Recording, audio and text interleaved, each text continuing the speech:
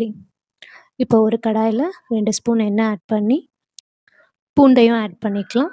இத வதக்கி விட்டுட்டு, பச்சை மிளகா அதையும் ஆட் பண்ணி நல்லா வதக்கிட்டு, அது கூடவே கட் பண்ணி வச்சிருக்க ஆனியனும் எடுத்து ஆட் பண்ணிட்டு, இத நல்லா கோல்டன் ப்ரவுன் கலர் வர வரைக்கும் நல்லா வதக்கி விட்டுறணும்.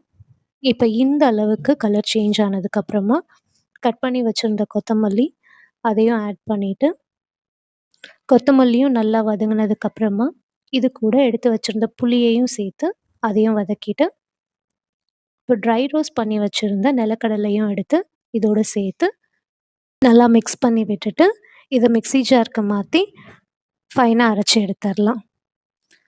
இதோட கலர் வந்து ரொம்ப லைட்டா தான் இருக்கும். நமக்கு இன்னும் கலரும், காரமும் ஜாஸ்தி வேணும்னு நெனச்சோம்னா, கொஞ்சம் ரெட் சில்லியும் முதல்ல கிரீன் சில்லியோட சேர்த்து ஒரு 5, 6 ரெட் சில்லி ஆட் பண்ணி, அதையும் சேர்த்து வதக்கி அரைச்சோம்னா, கலர் நல்லா சேஞ்ச் ஆகி வரும். இப்ப இந்த சட்னிய தாளிச்சிரலாம்.